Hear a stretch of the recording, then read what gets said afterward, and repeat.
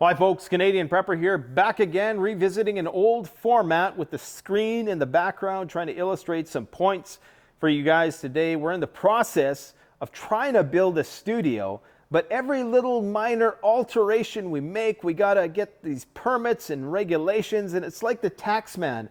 It's like they just got ninjas around and they're peering around the furniture at all times, basically waiting for us to make a move so they can come in and regulate the heck out of everything we do. If you've ever owned any commercial property, you know exactly what I'm talking about. So guys, it's coming. I know a lot of you don't care. I know a lot of you would rather me be just doing these videos from the car. And quite frankly, the way things are going into 2023, I may well be living out of my car like the rest of you.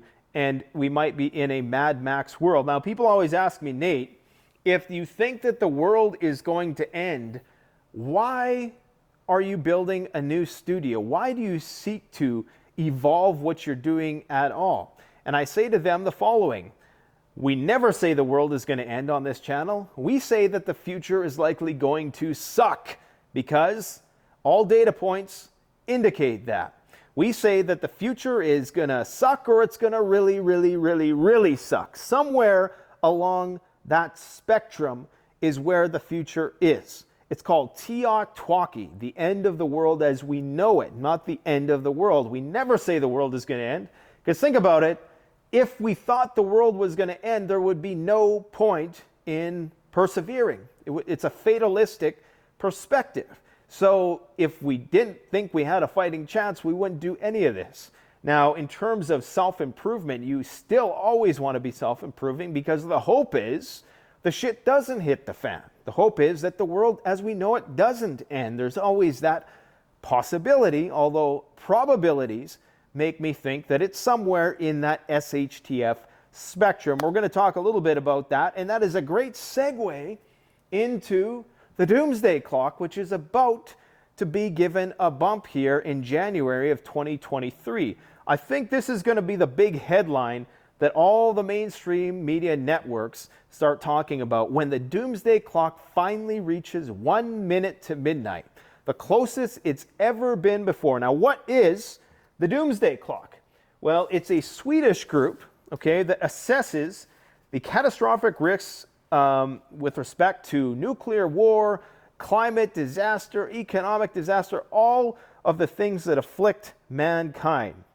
Now, they are saying now that the risk of nuclear weapons use is higher today than at any point since the US dropped nuclear weapons in Japan in 1945.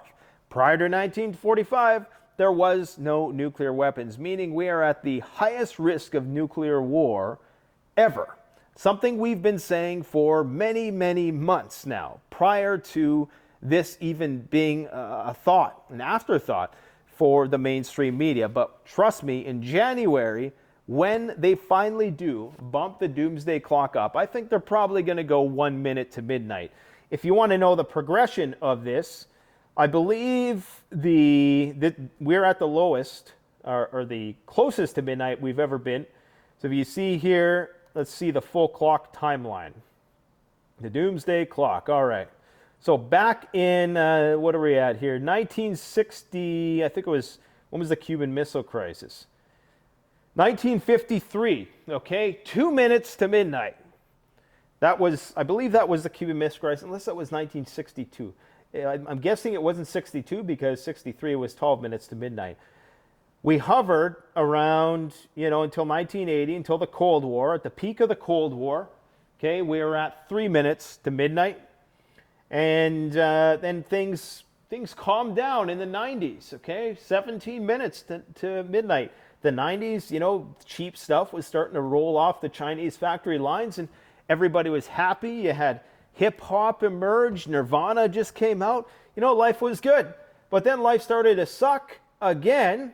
2007, 5 minutes to midnight, right before the Great Recession. 2010, things cooled down, bull market, okay, but shit started hitting the fan again. 2015, 3 minutes to midnight. 2017, 2 minutes to midnight. 2018, 2019, 2020, right before the pandemic started, They already had put us at 100 seconds to midnight. 2021, I don't know how they thought it was still 100 seconds. 2022, they didn't give us an estimate. Maybe they didn't want to spook people. In fact, I think I made that hypothesis in a video I did where I suggested that maybe the Atomic Bulletin of Scientists, Bulletin for the Atomic Bulletin, something scientists, maybe they didn't want to spook the population because maybe they were pro-Ukraine NATO intervention at the time. We're going to see what they say in 2023. Now, if they say that the Doomsday Clock is going backwards, you know that they are 110% FOS. Now, look, I could have told you all of this. We've been telling you all of this. So it just goes to show that you don't have to be an official. You don't have to be somebody who has been validated by peer review to come to these obvious conclusions. And this is what preparedness mentality is all about, because you are going to be left in a situation where you have to come to your own conclusions before something is made official by the officials. And we've seen countless instances throughout history where not only has science been wrong, and I'm not anti-science on this channel, not by a long shot, I'm just saying oftentimes there's a bit of a gap in between when something is obvious and when it becomes officially obvious. That's where your preparedness comes into play. Now, in terms of whether or not nuclear war is possible right now, obviously it's possible. In fact, Italian defense minister believes that Russia may resort to a nuclear strike. Italian defense minister Guido Crosetto believes that in the event of Russia's defeat in the war, Putin may resort to a nuclear strike. Now, I still get people in the comment section who think I'm a Russia bro, and then I have other people in the comment section who think I'm a Ukrainian simp. I am neither of those things, okay? Now, here's the thing. If you believe that Russia sucks at war, then you must be preparing for nuclear war.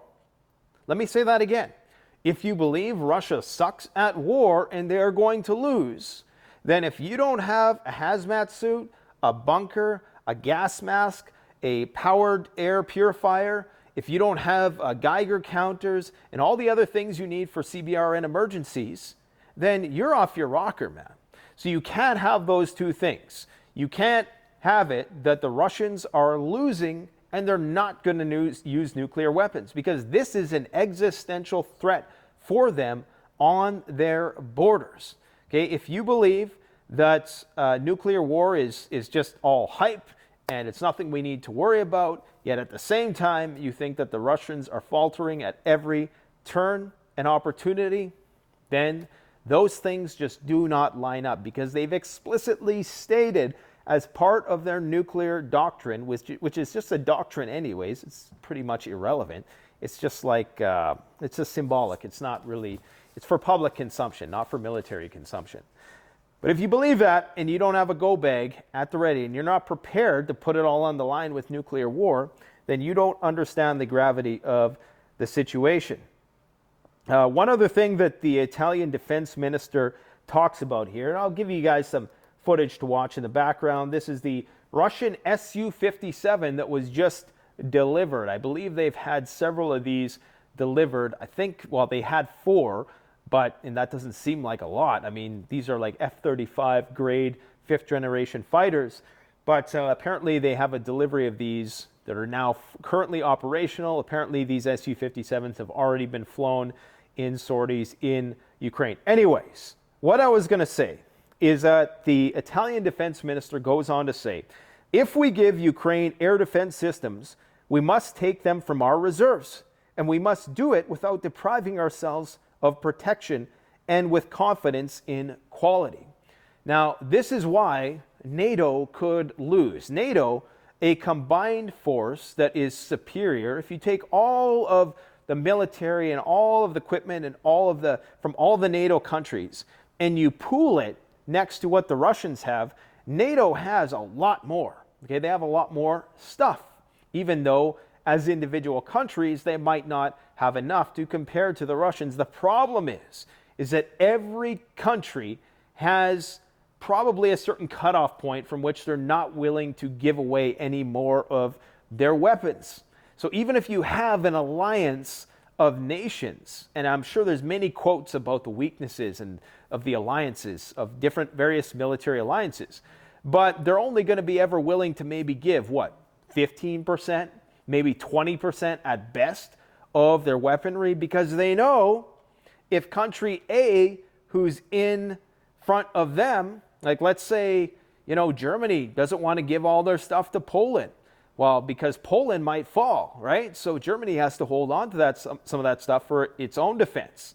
It's not like pulling the goalie where you're risking it all by giving everything to Poland. That would probably be the sensible thing to do when it comes to actually wanting to thwart a Russian offensive. And I'm not saying Russia's going to invade Poland. I'm just using this as an example, okay? So anyways, what I'm trying to say is that this is where the Russians have an advantage, all right? So what do we got going on? Oh yeah, the S&P 500. The market's crashed, guys. The market is toast. It's finished. Okay, you see this here?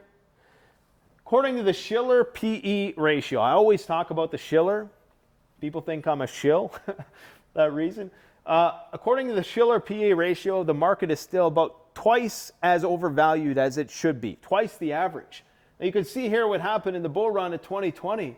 So really, we should probably be like around here if you think about it, because what's happened from here to here is not like there's no material reality that translates into that would justify such a huge jump just in the past 10 years.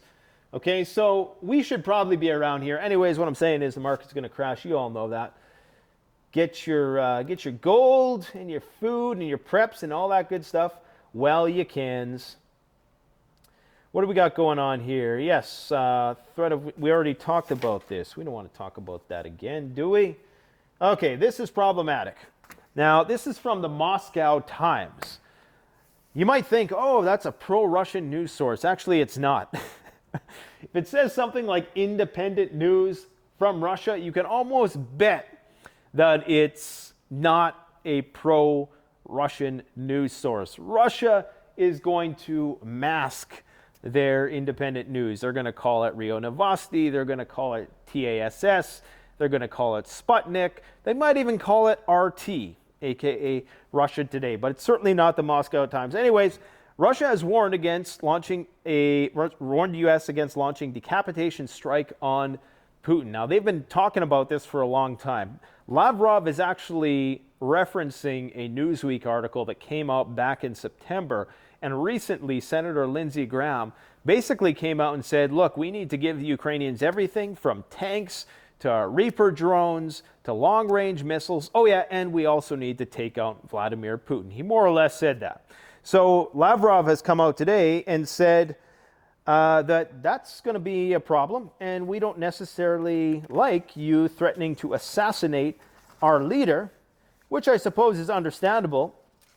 So this is just one of the many scenarios that could lead us to a nuclear escalation, is if we start to see assassinations of high-profile individuals behind enemy lines. We know that we're now in the hybrid warfare phase. I talked about yesterday how these attacks on the grid are becoming more and more frequent, and it's very likely that we're going to see a major cyber attack in 2023. It's very likely, in fact, and I have a little bit of circumstantial evidence to support the idea that perhaps this whole Southwest airline thing is somehow cyber attack related. People I should say, have been sending me messages about whether or not this is cyber attack related. And I was looking into it, and indeed, there's definitely something to say for this. So back in 2021, June of 2021, Southwest, United, Delta, and American Airlines sites all crashed just hours after Putin-Biden cyber attack talks. This was back before the war started, while they were still talking, okay? And we know that obviously we are in the hybrid war phase. Now, there are plenty of instances of this. There was another instance earlier in the year, I believe, where Southwest website went down, and that was considered a denial of service attack. That was in October of 2022, okay? 13 U.S. air travel websites, including those for Hartsfield, Jackson, Atlanta, etc., two of the busiest airports in the country, were inaccessible Monday morning after a Russian hacktivist group named them as targets of cyber attacks, okay? There's also speculation that earlier this year, when Southwest flights were grounded, remember when we were talking about all that stuff? Remember when Tim Hortons was down and it caused a crisis across Canada because you couldn't get the debit machines working for an entire day? That caused chaos. Well, around the same time, there was another shutdown for some reason and hundreds of flight cancellations out of Southwest. Now, a lot of people are saying, well, this is probably just because their software is outdated and, you know, they need to upgrade their systems and it's just incompetence and all the rest. And you might ask yourself, well, if it was a cyber attack, why wouldn't they just admit it, right? Because, you know, people would say, okay, cyber attack, we understand. We don't want to fly if the planes aren't secure for whatever reason. Well, the reason why is obvious. These companies, like any company, never wants to admit to a cybersecurity breach because that bodes very poorly for their stock prices, for their stock valuations. Okay, they have investors that they need to appease, and they need to assure them that we got this situation on lock. If they can't do that, investor confidence is going to significantly wane and they're going to lose investment. So this is why they keep these issues hush-hush, because that is something that could sink a company. Now, Southwest came out with this memo, this internal memo. We have received an unusually high number of absences this afternoon from our DEM rep agent employees. We have an obligation to our customers and to our fellow employees to safely and efficiently run our operation. Therefore, due to the personnel shortage, I'm declaring a state of operational emergency effective December 21st. Now, to me, this is kind of suspicious because, of course, this just happened to coincide with all the wild weather events that we've seen over the past week. It says, due to the emergency, we will direct employees alleging illness to provide a doctor's note on the first day return to work indicating when the doctor was seen and confirming that the employee was unable to work on the dates he claimed illness, etc. Due to the emergency, the company will deny requests for reported personnel absence. Agents will be directed to work with the regular shift. Failure to comply will be considered insubordination.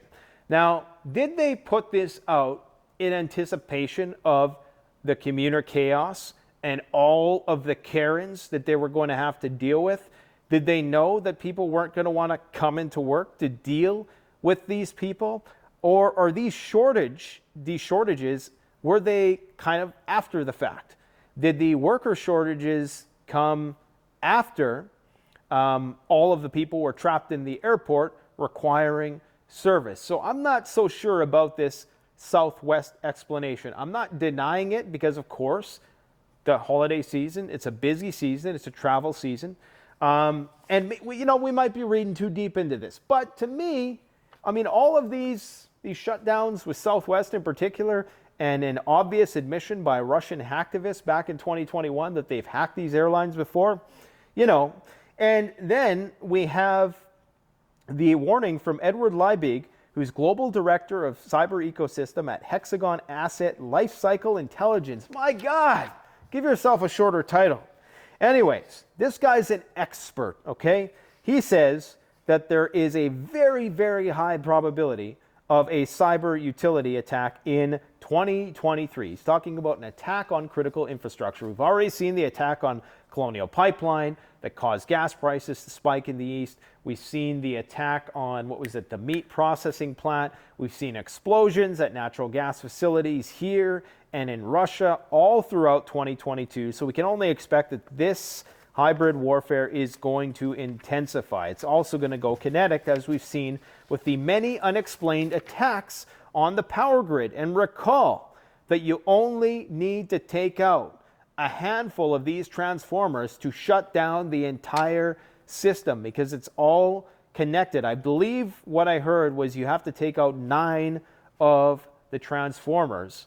If you take out the right 9, then the entire system will collapse. 9, and there's thousands of these things, okay? So we don't know if this is a domestic terrorist group who's testing out weaknesses in the grid or what, but they could be planning for a major nationwide attack at some point where they're just going to activate all the sleeper cells at once. Anyways, research has shown that the vast majority of electricity, oil, gas, and manufacturing firms have experienced cyber attacks over the past year and a half or so. For the U.S., Lieberg is particularly worried about the impact on utilities. He predicts the skills gap, recession, and tensions abroad are forming a perfect storm for and when he says skills gap, he's talking about the lack of cybersecurity specialists that are keeping pace with AI and the hackers, the white hackers and the black hackers type thing, forming a perfect storm for a major attack on the power grid in 2023. Energy experts sounded the alarm in June of 2022 that the electrical grid in the U.S. wouldn't be able to withstand the impacts of climate change, as we're going to talk about in a second. And as Ukraine stands its ground in conflict with Russia, we're likely to not only see more attacks on Ukrainian energy infrastructure, but on the U.S. energy infrastructure as well. And with Russian energy now off the market, that becomes incredibly problematic, adding to energy inflation, okay, as part of the trend. And listen to this. Liebig finds at the beginning of 2022, Homeland Security warned that domestic extremists had been developing plans to attack the U.S. power infrastructure for years. Who are these extremists? Why don't you tell us what their beliefs are? What are their political motivations? If you know of them, you must know more about them specifically. So, yeah, cyber is a big threat, and I keep saying we're going to release our predictions video. I'm going to release it for you tomorrow, okay? I promise. Tomorrow, you guys are not going to want to miss that one. Trust me. We go over everything in that video. Okay, now in terms of the climate stuff, I said I wanted to talk about this a little bit. Now, here it is. Okay, this is Climate Reanalyzer. It's a website which is very comprehensive in terms of its analysis of climate trends. Now, the red is the warm. That's the weather anomaly, they say. So this, if you're taking an average of all of these places throughout all the course of history. If it's red right now or warmer colors, that means that it's hotter than normal. If it's bluish, that means it's colder than normal. Now, this thing is subject to change every single day, okay? So this might look entirely different tomorrow. In fact, they have a time-lapse tool where you can go through the entire year. What's notable is because the jet stream has broken down, okay? The jet stream is the result of the difference between the heat in the equator and the difference in the temperature at the North Pole. So the difference in temperature, if it's greater, the stronger the jet stream is going to be, okay? So if it's really hot here at the equator and it's really cold here, the jet stream is not going to be wavy. It's going to be normalized, okay? So it's not gonna, you're not gonna have these wild weather patterns like what we had the other day where you had snow in Mexico because the jet stream had collapsed on the North American continent, whereas in Siberia over here you can see there's all of this red. And I watched this very closely, and what I've noticed all year since I've been watching this thing is that the reds, particularly up in the north, Greenland right now is having a bit of a below normal streak, but in general, Siberia and in the Arctic, it's been far warmer than usual. In fact, they know that the Arctic is warming. I think the latest statistic is 4 times faster than the rest of the world. Okay, so this is just one way of conceptualizing it. Now, we're going to be seeing a warm front come in. I feel like a weatherman doing this. We're going to be seeing a warm front coming in here, and you're going to see record temperatures to the warm end of the spectrum. So because the Arctic is warming faster than the equator, that means that the difference in temperature is less and less. Okay, that means that they're starting to be at parity. So eventually, there's not going to be much difference between how hot it is at these latitudes and how hot it is at these latitudes in the summertime. That's going to create a wavier, broken down jet stream because the high and the low pressure, the low and the high pressure, I should say, when they butt up against each other, they create a nice steady jet stream. If you don't have that, it's really wavy. And that's when you get these crazy weather events coming down deep. Now you can see that Europe is seeing record temperatures. All of December, they've had record high temperatures. This is preventing the ground in many parts of Ukraine from freezing. And I think that this has slowed or at least altered the plans of the Russian offensive, but I could be wrong about that. The most important thing to know here, though, guys, is that because there's more moisture in the atmosphere, because the planet is heating up, it is heating up, I don't even want to get into it because I know I'm going to argue with people, because people, they don't understand the difference between local and global temperatures. There's more moisture in the atmosphere, which is why you're getting these massive snow dumps. On the whole, the Earth is hotter. And to show you, this is sea surface temperature anomaly. Okay, so the red is where it's above average. Now, sea surface, we don't live in the sea, but it still affects the climate. And as you can see, all of this red, and particularly around the coastlines. So this is concerning. So this is basically the same map, only now we're looking at sea surface temperature. So you can see how warm, like the above average temperatures, and this is pretty much like this all the time now. We're always seeing these above average temperatures. This is going to cause chaos on the grid, because what's going to happen is that you're going to need air conditioning in places where you didn't need air conditioning before. Okay, places like Vancouver and stuff where I think a lot of people don't have air conditioners there, or in the UK where people don't have air conditioners. You're going to need that there, and you're also going to need heaters in places where people don't have natural gas hookups, because you're getting that snow coming all the way down to Mexico. I'm not saying it's never happened before. I think it snowed in Mexico once in 1955 or something like that, 55 years ago, they're saying. But it's not something that happens that often. So what this is saying is that the grid is not ready for these changes that are coming, and you throw a war on top of that, you throw pandemics and supply chain issues and demographic shifts on top of that, you are going to have a crisis of epic proportions. And the interesting thing about this jet stream situation is that because it's a wavier jet stream, like I'm up here in Saskatchewan, just the other day, it was frickin' cold here. It was like minus 30, yet over in Winnipeg, it was like a mild 0 degrees Celsius. Now for us, that's warm. And that's because those breaks, those waves in the jet stream are so steep, and it just makes for, depending on, typically it would be whatever latitude you're on would determine how cold it was, with the exception of like the temperate regions on the coast. But now, because of that wild, crazy jet stream, we're just getting all these weird temperatures. Anyways, I hope that explains it. I've rambled on about that long enough, but this is reality we're going to have to face, and this is why the grid is not only facing threats of domestic terror, but also the grid is just not ready for this kind of thing. I mean, we've seen what has happened in California, in Texas, with all these power outages and the power grid not made to deal with those low temperatures. You get those low blasts at the same time in summertime. The grid can't keep up because everybody's pumping their air conditioners. And air conditioning, of course, makes the planet even hotter, just like the burning of natural gas. Guy McPherson says it best. He says that civilization is a heat engine. Okay? In order for all this to hum, in order for the lights to come on, and you look at the globe at nighttime from space and you see all those lights, that's combustion happening. Those are little fires all over the planet.